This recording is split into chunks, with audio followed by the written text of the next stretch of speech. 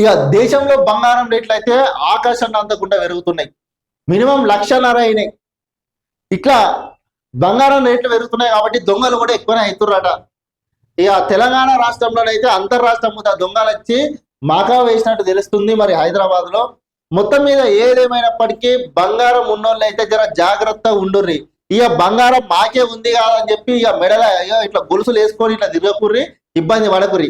ఒత్తురట direct కడిగెత్తురట తీసుకోబోతురట. ఇంకా ఎక్కువ ఏమన్నా వాళ్ళని బెదిరియాలని చూస్తే కత్తుతో కోసేస్తురట డైరెక్ట్ మెడక. జర ఆలోచించి బంగారము విచ్చలవిడి వేసుకోకుర్రి, బయట తిరగకుర్రి. అసలే 1,60,000 దాటింది బంగారం. అదని ఆసరా చూసుకొని అజ్జెత్తురట. జాగ్రత్త ఉండుర్రి.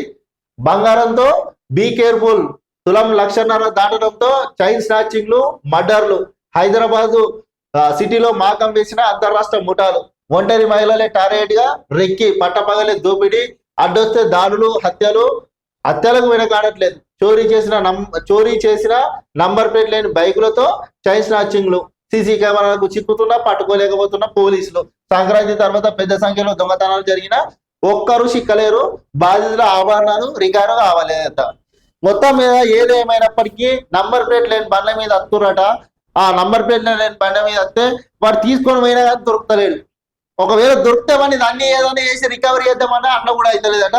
ఇక బంగారం వేసుకొని బయట తిరిగే ఒంటరి మహిళలైనా ఎవరైనా సరే జర జాగ్రత్తగా ఉండుర్రి. ఇక కొంతమంది ఒకరిని అవమానించే పరంగా బంగారం మాకే ఉందని చెప్పి కొంతమంది వేసుకొని తిరుగుతారు. వాళ్ళకు ముందుగానే చెప్తున్నా ముచ్చట్లు.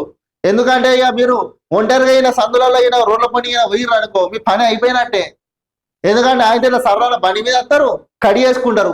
నువ్వు ఆవు అని ఊరనికి పోతే ఆయన గొంతు కోసి సపడకపోతురట. జర జాగ్రత్తగా ఉంటుర్రి.